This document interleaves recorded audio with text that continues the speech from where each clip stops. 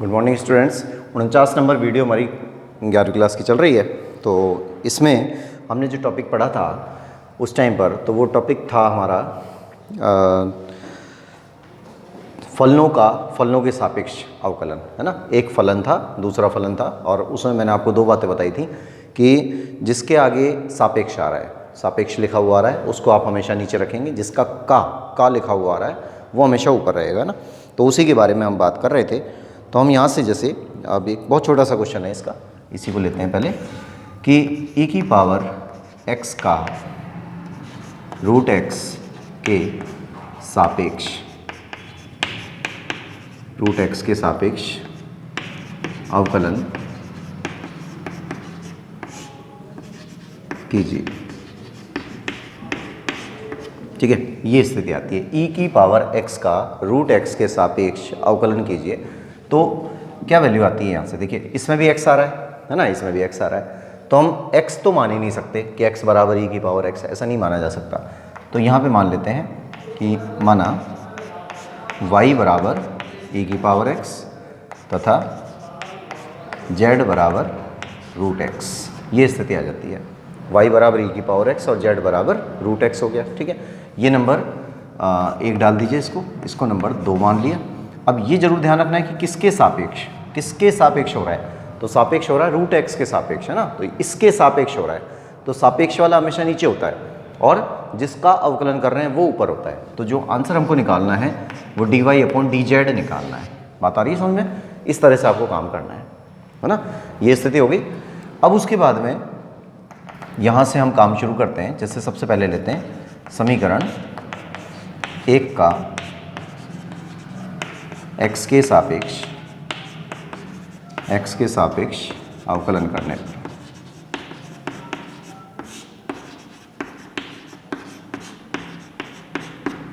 x के सापेक्ष अवकलन किया तो वैल्यू क्या आई?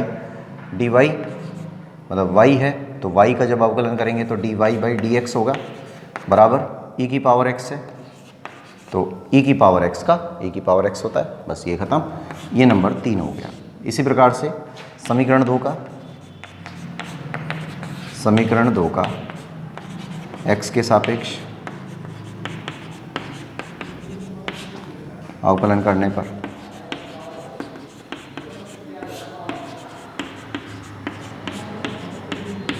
x के सापेक्ष अवकलन करने पर क्या वैल्यू बनती है?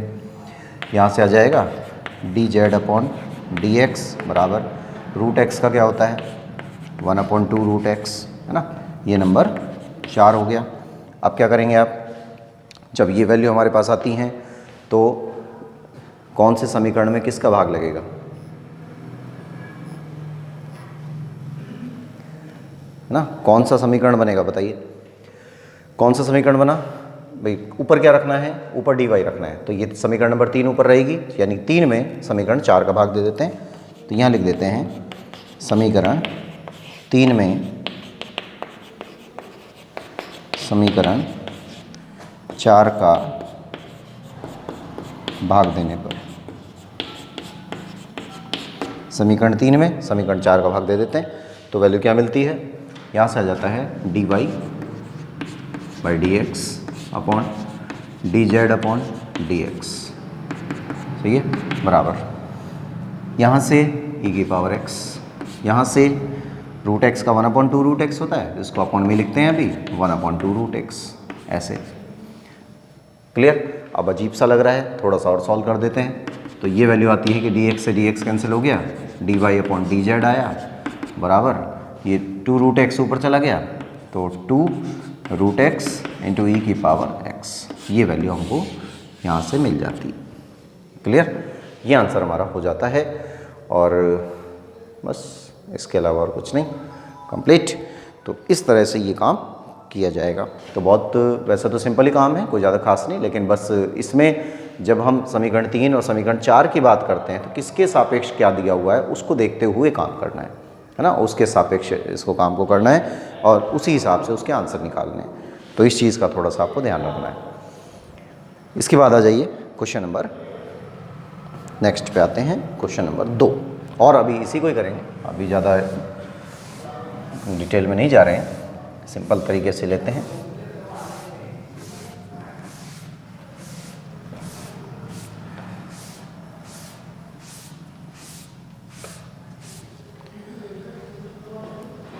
फिर नेक्स्ट है, अब देखिए थोड़ा सा क्वेश्चन को घुमा देते हैं हम, यहाँ लिख देते हैं कि साइन इनवर्स एक्स के सापेक्ष, साइन इनवर्स एक्स के सापेक्ष ए की पावर साइन इनवर्स एक्स का अवकलन करने पर, ठीक है, ये हो गया। तो साइन इनवर्स एक्स के सापेक्ष ए की पावर साइन इनवर्स एक्स का वो अवकलन करने पर, नहीं अवकलन करिए, अवकलन कीजिए,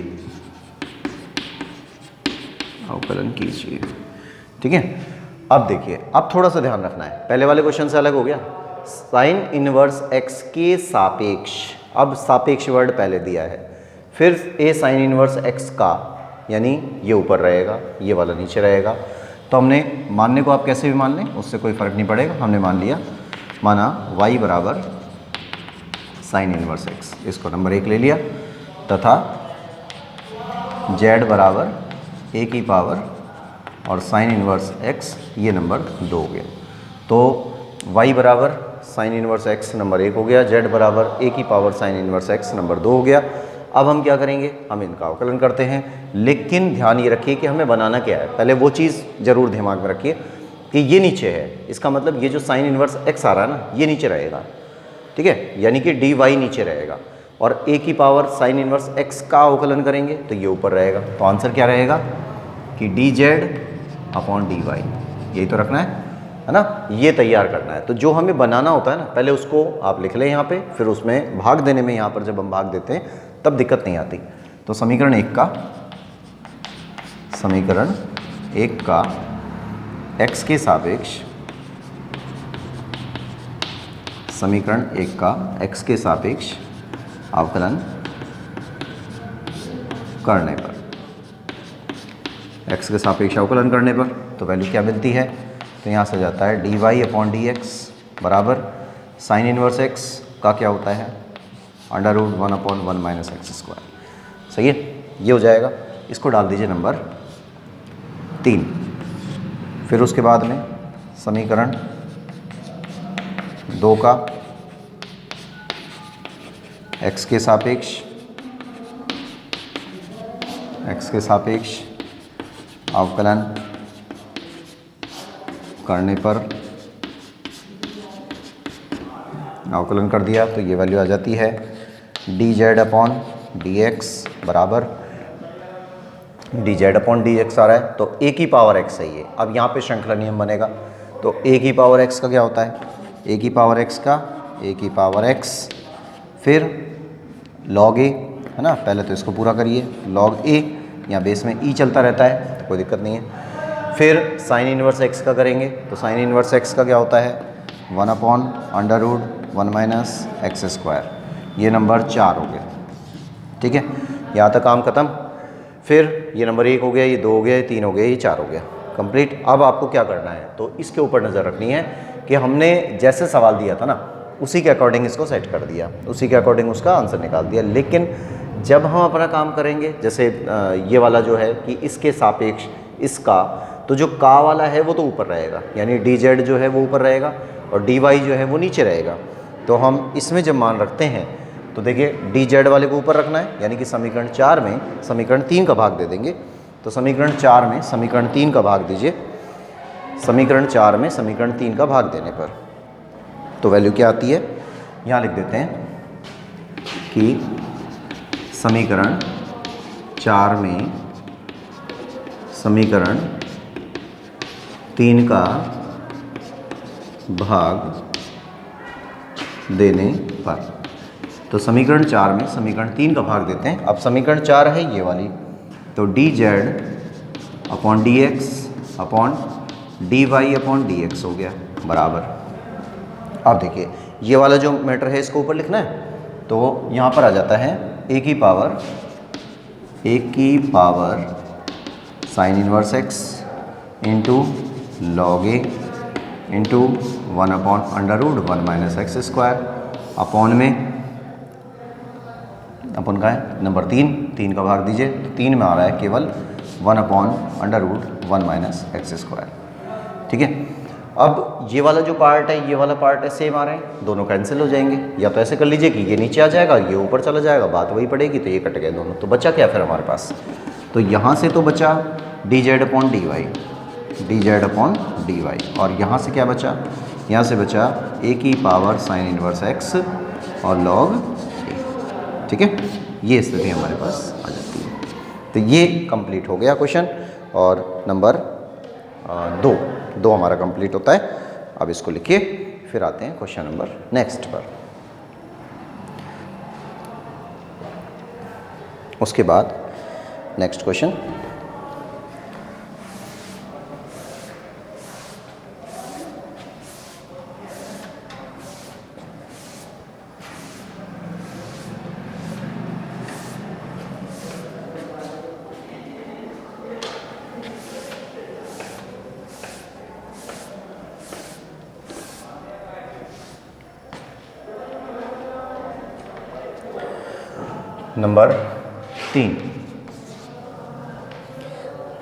नंबर 3 में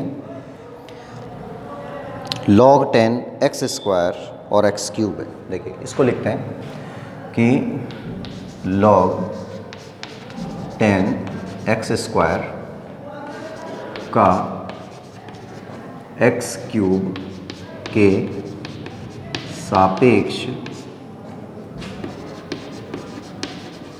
अवकलन कीजिए। क्या कंडीशन है, इसको हम मान लेते हैं यहाँ से, पहले मानेंगे, है ना। बस पहले तो यही ध्यान रखना है कि भाई किसके सापेक्ष, तो इसके सापेक्ष, तो ये जो मानेंगे वो तो रहेगा नीचे, और जिसका अवकलन कर रहे हैं ये रहेगा ऊपर। तो क्या कंडीशन आती है, देखिए माना y बराबर log 10 एक्स स्क्वायर, ये तो y के बराबर मान लिया, नंबर 1 हो गया, तथा z बराबर एक्स क्यूब, ये नंबर 2। अब पहले समीकरण 1 का अवकलन कर देते हैं। तो समीकरण 1 का x के सापेक्ष अवकलन करने पर, x के सापेक्ष अवकलन करने पर क्या आएगा, ये मान आता है dy/dx। dy/dx हो गया ना, log 10। तो पहले अब ये श्रृंखला नियम बन रहा है, देखिए श्रृंखला नियम बन रहा है, तो श्रृंखला नियम के अनुसार क्या होगा, पहले log का होगा, फिर 10 का होगा, फिर एक्स स्क्वायर का होगा। तो पहले log x, ये पूरा x है, log x, जब log x का होगा तो क्या हो जाएगा 1/10 एक्स स्क्वायर, है ना, 1/x हो गया, तो x की जगह पे ये चल रहा है। फिर 10x का क्या होगा, 10x का होगा sec स्क्वायर x की जगह पे ये चल रहा है, सही है। फिर उसके बाद एक्स स्क्वायर का करेंगे तो एक्स स्क्वायर का 2x हो जाएगा। ये मान यहीं छोड़ देते हैं, नंबर 3 हो गया। उसके बाद समीकरण नंबर 2 पे आइए। तो समीकरण 2 का x के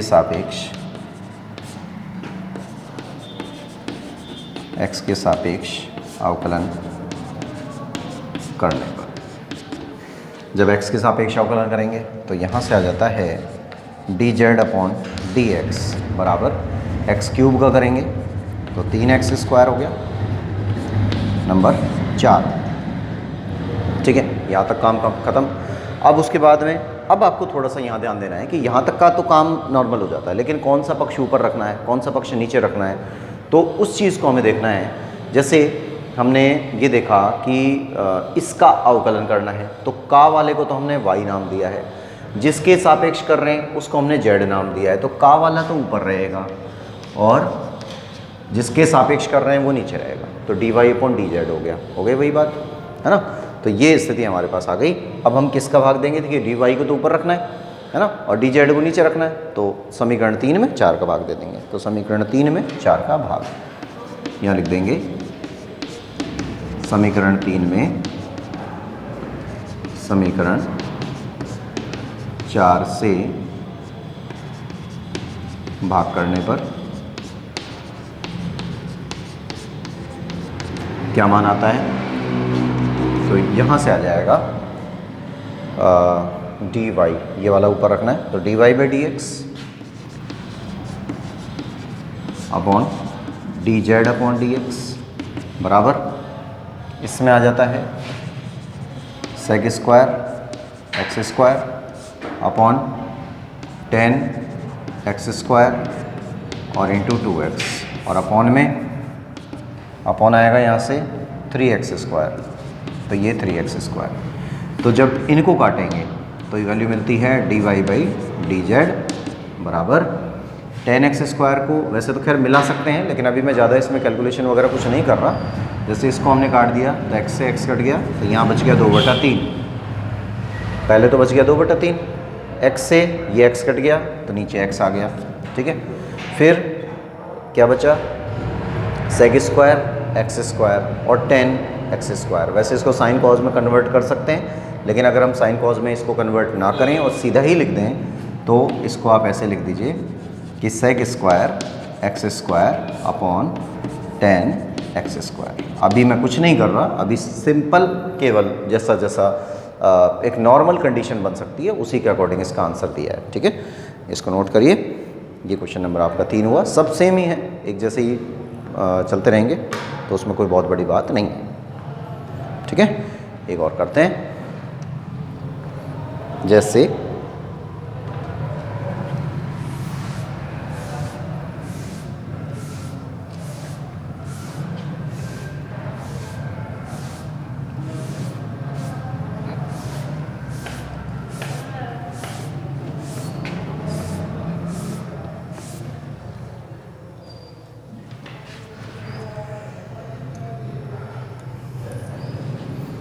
अब है हमारा एक नेक्स्ट क्वेश्चन ले लेते हैं। जैसे मान लीजिए ले लेते हैं इसमें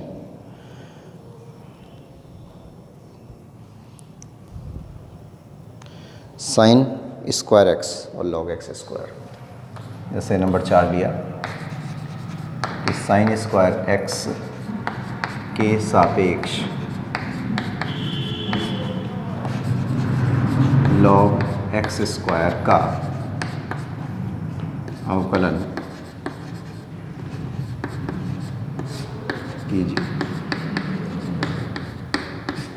ठीक है।